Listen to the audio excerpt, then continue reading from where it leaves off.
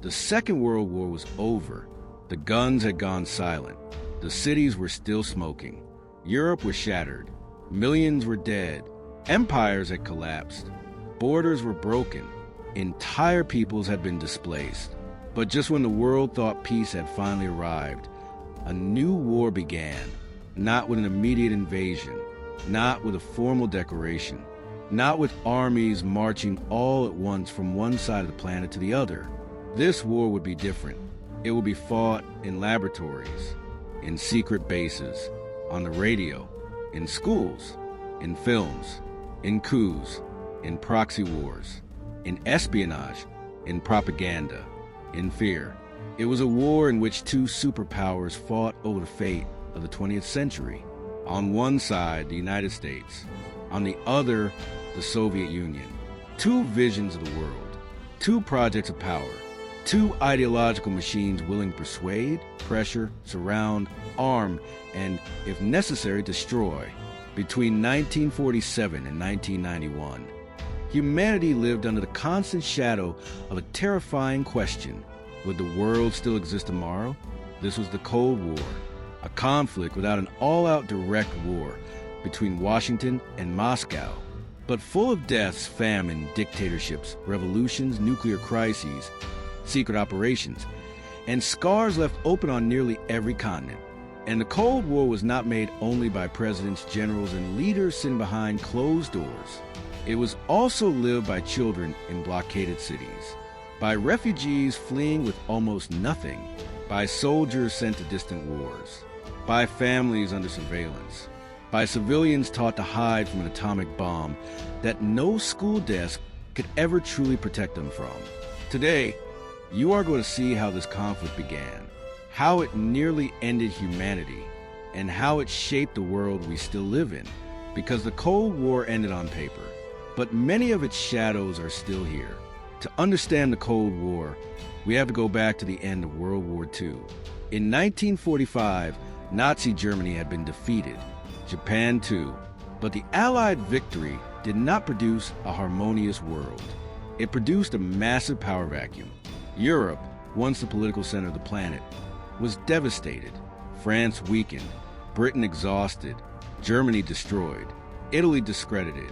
In that landscape, only two powers emerged truly capable of redesigning the world: the United States and the Soviet Union. The Americans had a gigantic economy, industrial power, naval dominance, financial influence, and at first, a monopoly on the atomic bomb. The Soviets had an enormous army, immense prestige for crushing Nazism on the Eastern Front, and direct control over much of Eastern Europe, occupied by the Red Army. The two had been allies against Hitler, but they had never truly trusted each other. Washington saw Moscow as a revolutionary, expansionist power ideologically hostile to liberal capitalism. Moscow saw Washington as the center of a capitalist system that would eventually try to contain, strangle, and destroy Soviet socialism. From the Soviet point of view, there was also a deep memory of invasion. Napoleon, the Kaiser, Hitler, the Soviet Union had lost tens of millions of people in the war. For Stalin, building a belt of friendly regimes in Eastern Europe was not only ideological, it was also a brutally practical question of security. To the Americans, it looked like something else. It looked like expansion. It looked like coercion. It looked like the beginning of an empire. Germany was divided into occupation zones. Berlin, too, and there, in the heart of a ruined city, the fracture line that would divide the planet began to take shape. Winston Churchill summed up that division in a phrase that would become famous. An iron curtain had descended across Europe. On the western side, reconstruction through capital, multi-party elections, and alignment with the United States. On the eastern side, governments aligned with Moscow, growing repression of opposition, and economic reorganization under Soviet direction. But the Cold War did not begin all at once with a single opening shot. It hardened through successive steps. First fear, then distrust, then doctrine, then blocks, then weapons. In 1947, the United States announced the Truman Doctrine to support countries threatened by communism. That same year came the Marshall Plan, a massive package of economic aid to rebuild Western Europe. On paper, aid; in practice, also a strategic tool. American leaders understood that hunger, unemployment, and social chaos fed revolutions. If Europe collapsed, communist parties could grow across the continent. So, Reconstruction was also containment. The Soviet response was to tighten control over the East. Before long, the world was no longer simply reorganizing. It was dividing. And that division would be military, economic, ideological, technological, and psychological. The Cold War began in the terrain of alliances, but very soon it would enter the lives of ordinary people. The first great confrontation of the Cold War took place in Berlin. The city lay inside the Soviet occupation zone of Germany, yet had been divided among the Allies.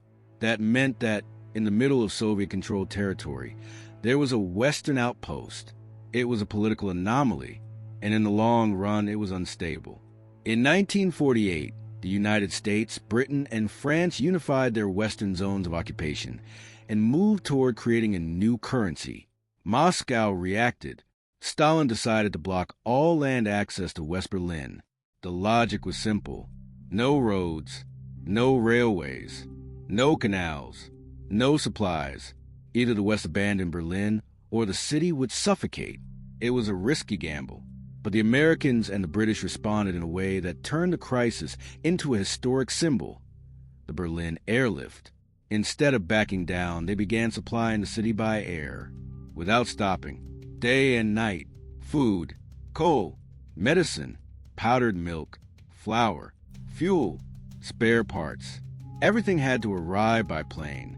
For months, aircraft landed at almost impossible intervals. A logistical ballet pushed to the limit.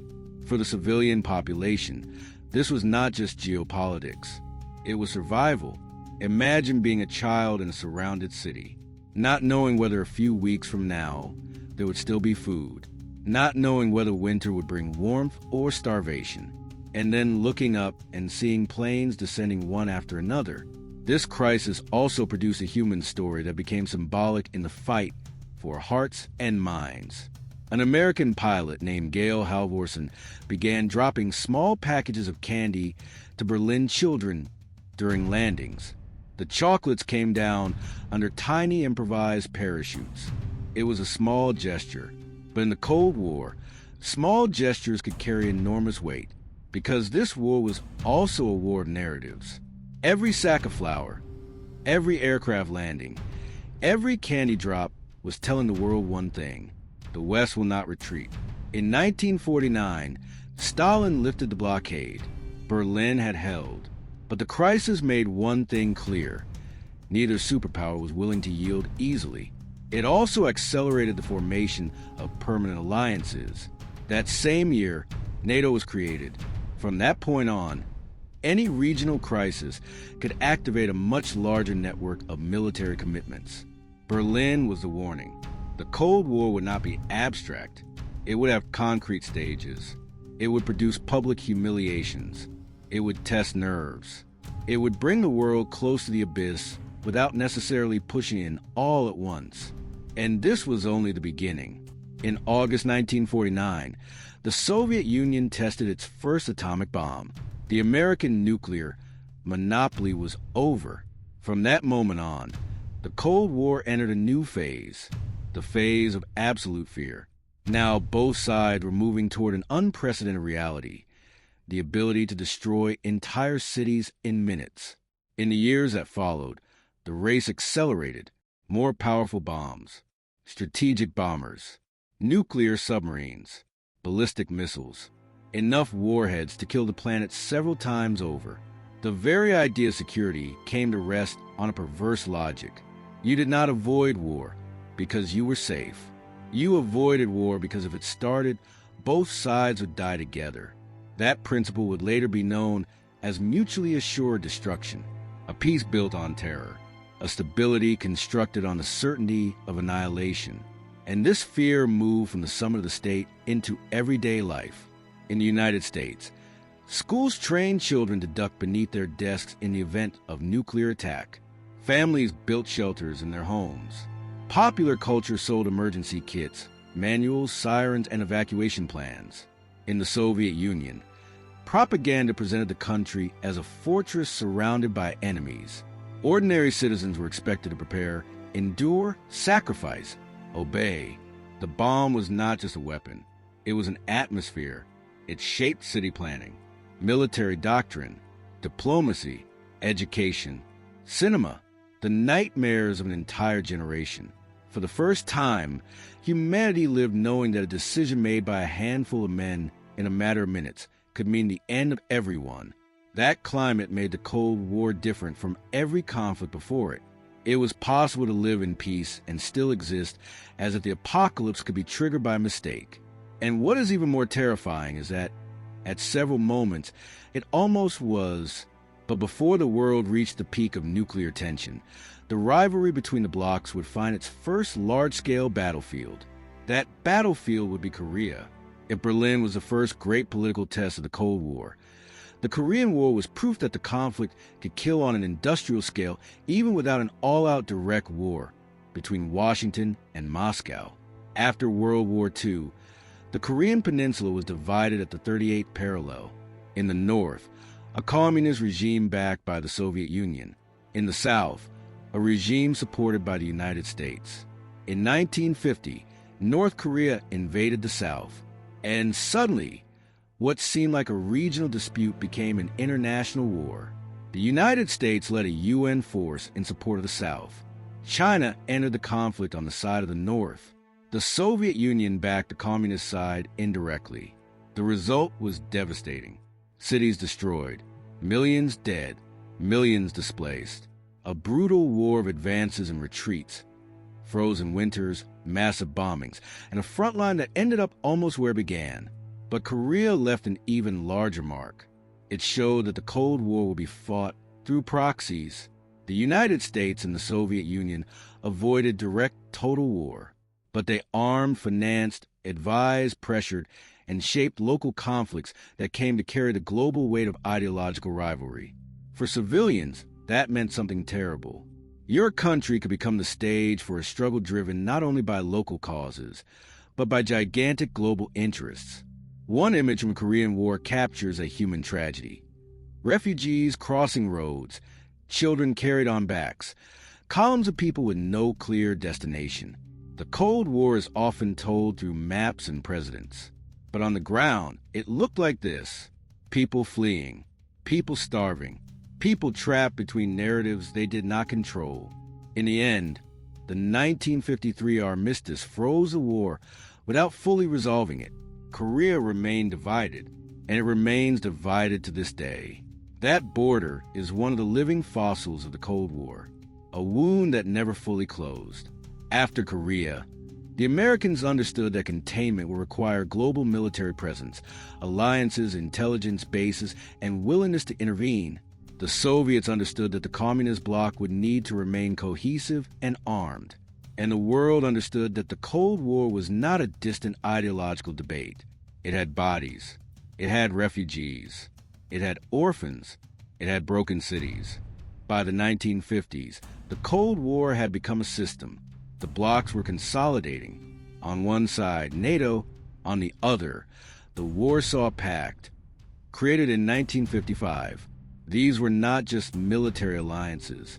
They were structures of geopolitical discipline. Each side wanted to ensure that its allies would not drift out of orbit. Loyalty began to matter almost as much as power. And in that environment, espionage became an obsession. CIA, KGB, Mi-6, Stasi, intelligence services everywhere. The Cold War was an era of wiretaps, infiltrations, codes, defections, double agents, microfilm, diplomatic pouches, and institutionalized paranoia. Information was power. But in a world where the bomb could erase continents, information was also survival. Whoever discovered the other side's plans first would have the advantage. Whoever misread the signals could provoke catastrophe. At the same time, the struggle unfolded inside each society. In the United States, fear of communism became an internal purge. Careers were destroyed. Artists, public servants, and intellectuals were accused of subversion. A mere accusation could ruin a life. In the Soviet Union and the satellite states, political repression was also intense. Dissent could mean surveillance, prison, censorship, exile, or worse. In other words, the Cold War did not divide only nations. It moved through families, friendships, universities, newspapers, churches, unions, cinema, sports. Propaganda turned everything into a showcase. Which system was better? Which one fed its people more effectively? Which produced the best scientists? Which promised more freedom? Which represented the future? Even a refrigerator could become an ideological argument. Even a satellite could become a national humiliation. Even a poet could become a threat. It was a war in which every material success and every social failure could be turned into a weapon of narrative. That is why the Cold War felt so suffocating, because there was no real outside. Even those who did not live in a war zone could still live inside a system of fear, competition, and surveillance. Throughout the 1950s, Berlin remained the most sensitive point on the map of Europe. It was capitalism's showcase inside the communist world, and it was also an escape route. Hundreds of thousands of people left East Germany for the West. Among them were skilled workers, young people, technicians, professionals, and students. For East Germany, it was a hemorrhage. For the Soviet Union, it was a political humiliation. So in August 1961, the East German regime began erecting barriers. First barbed wire, then concrete, then towers, then an entire system of surveillance. The Berlin Wall was born. It was not built to stop a Western invasion. It was built to stop people from leaving the East. That is one of the most brutal truths of the Cold War. Sometimes the most powerful symbol of a system is what it has to do to keep its own population in. Families were separated overnight. Streets were cut in half. Windows were sealed. Entire neighborhoods became border zones. And the wall quickly became more than a physical structure. It became the portrait of a divided century. On one side, consumption, advertising, display, the contradictions of capitalism. On the other, one-party rule, central planning, surveillance, socialist promise, and repression. But this was never a simple cartoon of good versus evil. There was inequality, racism, persecution, and imperial interests on the Western side as well. There was education, industrialization, and social mobilization in parts of the Eastern Bloc. The Cold War was a real struggle between systems, but also a propaganda battle in which each side tried to hide its own failures. Even so, the Berlin Wall had a devastating visual force. Barbed wire, concrete, machine guns, shoot to kill orders. The architecture itself said it. The world is split, and it would come even closer to exploding the following year. Because in 1962, the Cold War reached the most dangerous point in its history. Cuba, if there's one moment when the Cold War almost stopped being cold, that moment was a Cuban Missile Crisis. To understand the crisis, we need to remember that the Cuban Revolution of 1959 brought Fidel Castro power and pushed the island closer to the Soviet Union. For the United States, that was intolerable. A revolution aligned with Moscow just off the coast of Florida. In 1961, the failed Bay of Pigs invasion showed that Washington was willing to try to overthrow the new regime. The following year, American U, 2 planes photographed Soviet missile installations in Cuba. Suddenly, the logic of nuclear deterrence acquired a terrifying physical proximity. Soviet missiles could reach American territory in minutes. Kennedy was informed. The American government debated its options: bomb, invade, negotiate, blockade. The decision was a naval quarantine. In practice, a blockade intended to prevent more offensive material from reaching Cuba. The world stopped. For 13 days, humanity watched 2 nuclear superpowers measure each other under the real risk of total war. Every message mattered. Every gesture mattered. Every ship mattered. Every miscalculation could be irreversible. This is where the Cold War shows its most disturbing face. The fate of billions depended on the reading of aerial photographs, the wording of diplomatic letters, the emotional control of a few leaders, and the discipline of heavily armed men. But it was not only presidents who helped prevent disaster. One of the most extraordinary human stories of this episode involves Soviet naval officer Vasily Arkhipov. During the crisis, a Soviet submarine under pressure and with poor communication with Moscow was targeted by signaling depth charges from American ships. On board, some officers believed war might already have started. The submarine carried a nuclear torpedo. Its launch required command approval. Arkhipov refused. That decision helped prevent an escalation that could have changed the history of the planet forever. Think about that. At one of the most tense moments in human history, the world may have continued to exist because one man, inside an overheating submarine, chose not to authorize a nuclear strike. In the end, there was a deal. The Soviet Union would remove the missiles from Cuba. The United States would pledge not to invade the island and, secretly, would remove missiles from Turkey. The crisis ended. But nothing was the same afterward. Washington and Moscow understood in brutal terms that they needed faster channels of communication.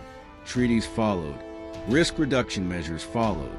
New forms of crisis management followed. Because everyone understood the truth. In October 1962, the world had looked straight into the abyss, and the abyss looked back. The Cold War did not remain concentrated in Europe. It spread across Asia, Africa, the Middle East, and Latin America. But few conflicts summarize its human cost better than Vietnam. Their anti-colonial struggle, nationalism, communism, foreign intervention, and the logic of containment fused into an enormous disaster. For the United States, losing Vietnam might trigger the so-called domino effect across Southeast Asia. For the Vietnamese, the war was also a struggle for sovereignty, reunification, and control over their own future. The result was a terrible spiral. Massive bombing, burning jungle, destroyed villages, civilian deaths on a huge scale, deep psychological trauma, young soldiers sent into a war many barely understood. Vietnam exposed the limits of American power. It showed that technological superiority did not guarantee political victory.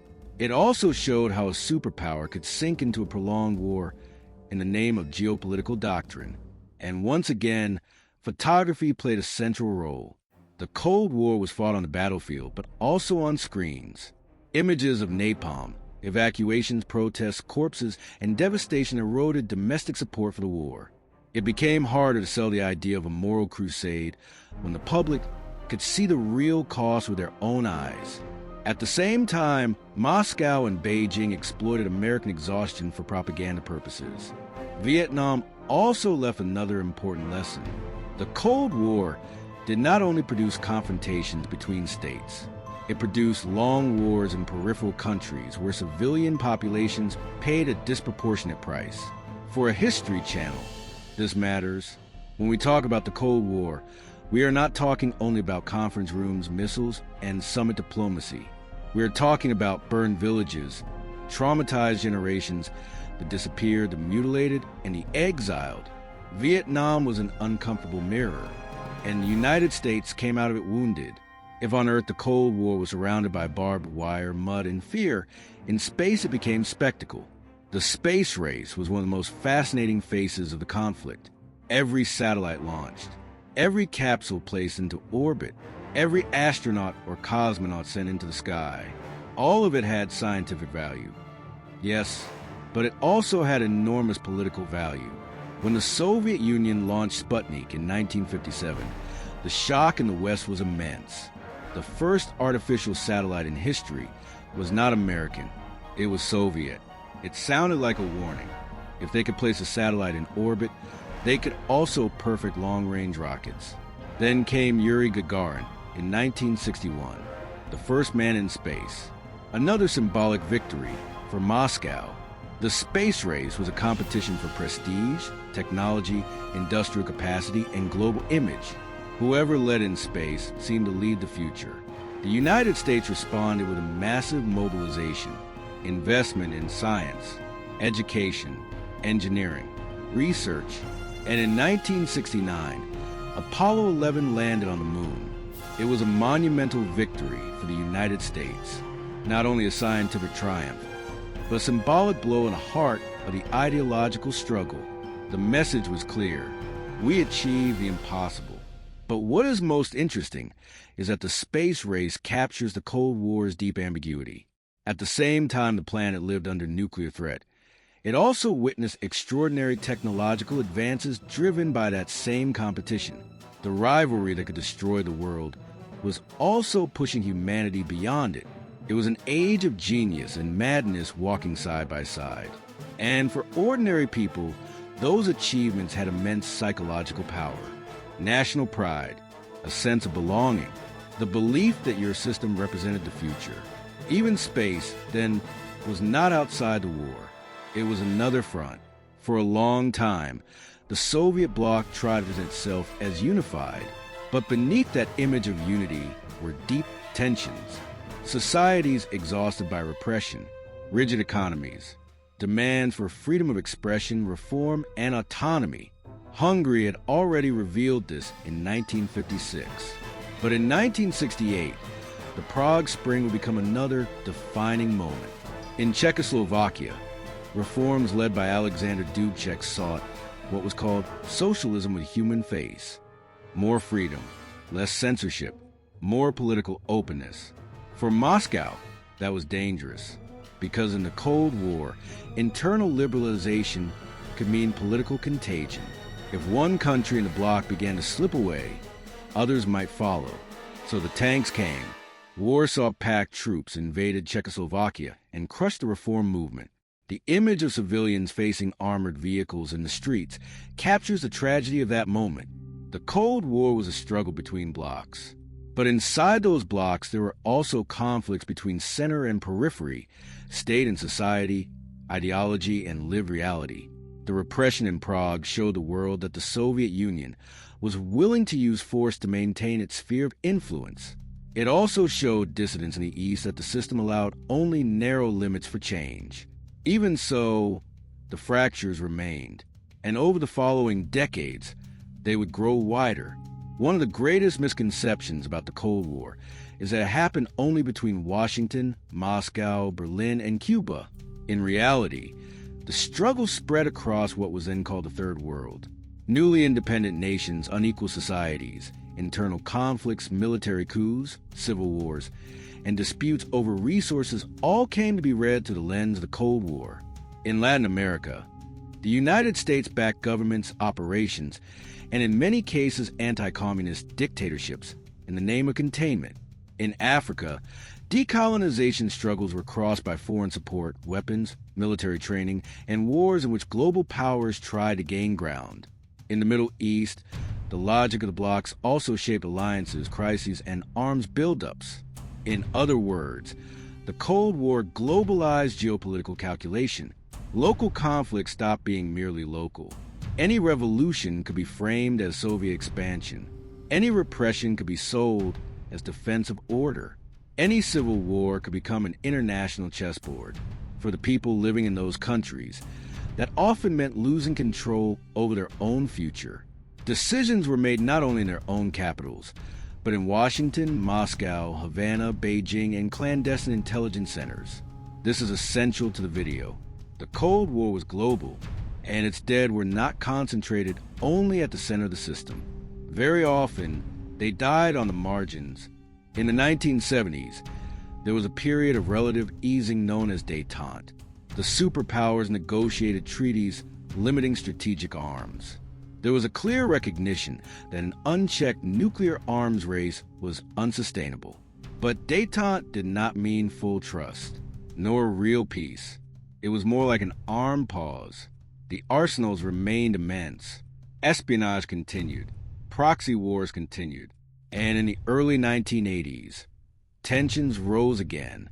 Reagan hardened his rhetoric against the Soviet Union.